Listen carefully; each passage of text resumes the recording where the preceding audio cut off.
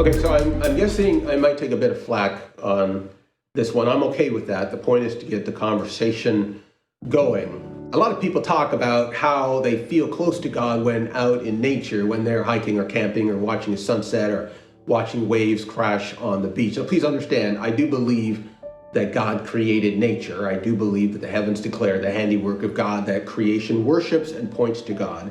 And I do believe that God can be experienced in these moments. What concerns me is the notion that sitting under a tree watching the sun go down is the same thing as intimacy with God. Camping, fishing, sitting in a canoe on a quiet lake are all wonderful places where God can be encountered. But getting a buzz while I'm lying on the beach or a tingle while walking through the bush is not the same thing as intimacy with God. Is it? Is there a danger here? And this is an honest question here, but is it possible that the calm of sitting on a deck watching the sun go down over the lake is not the peace of Christ, but the peace of not hearing traffic and dogs barking and sirens screaming through our city streets and kids squawking and people clamoring?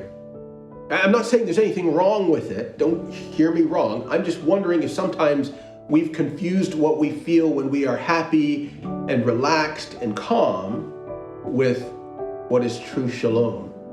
The peace of God is peace in the midst of the storm, not just peace from the storm. True, Jesus often went off by himself, and let's be clear and honest, we have no idea what Jesus did half the time when he went off by himself. So Jesus went off by himself often, but he also knew who he was when he stooped to wash his disciples' feet.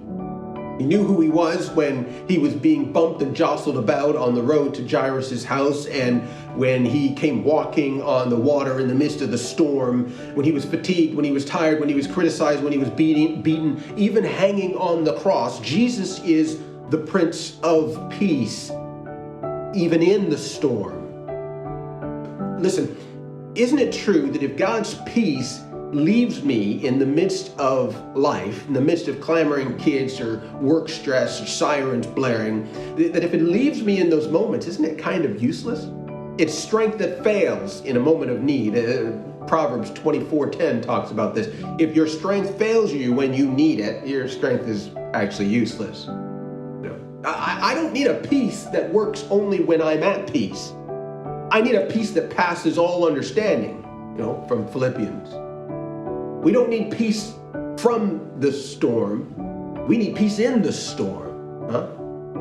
I mention that because this week we're going to look at the great prophet Elijah and that famously misunderstood passage about the still, small voice.